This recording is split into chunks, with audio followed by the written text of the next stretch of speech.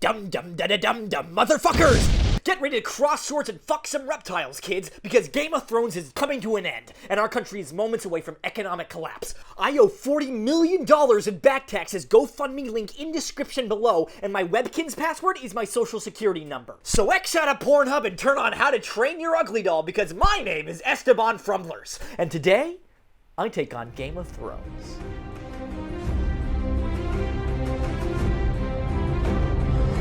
If it wasn't already abundantly clear, I have never watched Game of Thrones. In fact, I never even play games, and I rarely sit. But just like capitalism and my grandfather's dying wishes, I will not let that stop me from ruining the ending for you.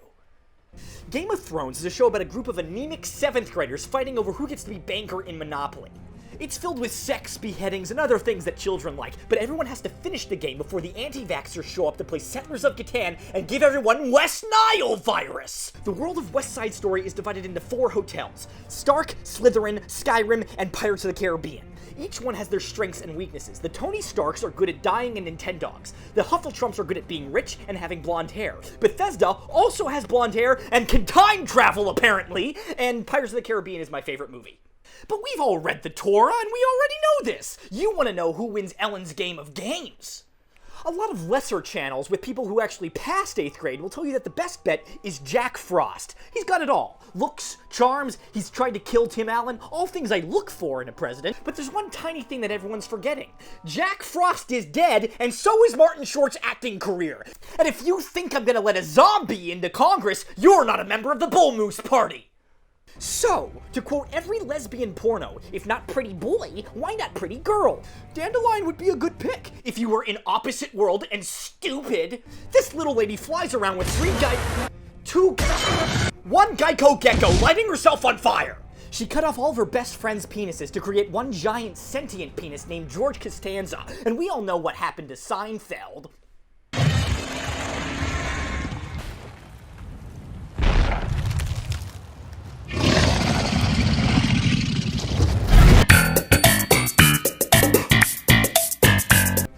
For colorblind casting, but if you think that you can take Emmy from Dragon Tales, put a blonde wig on her, and I'm gonna forget all about her anti-Semitism, then you're clearly not a member of the Bull Moose Party.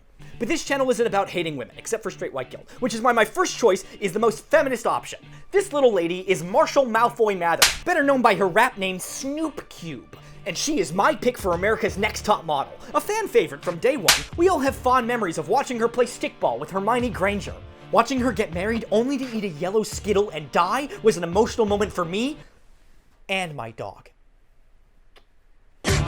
And unlike some people, when she dies, she stays dead. And I'm looking at you, Nelson Mandela.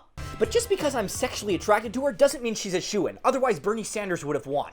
No, that's why I've prepared 2 backup winners. The first pick is relatively obvious. It's Tyrion Lannister. I know, you were expecting something goofy. This isn't my first time disappointing a woman. But let's face the facts, Tyrion is overpowered. Our intern, which is also myself, has picked out a scene perfectly demonstrating such. Watch as he immediately commands respect from his followers. And when this fucking idiot recommends a flawed agricultural system... We open on a young tomato. He's had some tough times down at the farm. You know, rabbits. No tomatoes. Too vulnerable. Boom! Immediately shut down. This man was later rightfully executed for treason. Then, not 16 seconds later, Will Ferrell of Daddy's Home 2 fame challenges him to trial by combat, a noble but ultimately foolish effort. Watch as this man is reduced to a bumbling child. And just when you think it's over, he breaks his hacking neck. Clearly a cinematic marvel, but because Tyrion is technically too big to fit in the chair, he's not my first choice. I know what you're thinking. When are they going to arrest this guy? The answer is very soon, but not until I turn 14. So in other words, we have plenty of time. But I'll skip to what you came here for. My pick for class president. Someone so fit to rule Westworld, so perfect for the job, the very fact that I am the only one to predict them is certain proof that God is a lie. The winner of Guy's Grocery Games is none other than Ed Sheeran. Ed Sheeran is perhaps the 4th best songwriter in pop music right now if you don't count any of the good ones. He is seen only briefly, sitting next to the burning corpse of James Corden's Self-Respect, singing the Trap House remix of Shape of You, featuring Quavo. He stops for a moment to teach Cindy Lou Who about Talmudic law, wins a Grammy, and then buys a Motorola Razr. Clearly a man who knows what he wants. And the only thing more powerful than a man who knows what he wants is every woman ever. I hope you're happy. And with that, I think we concluded once and for all who will win the Game of Thrones. Oh, look, they just leaked the final episode. Did I get it right? No. All the characters that you said they all died. So check it out.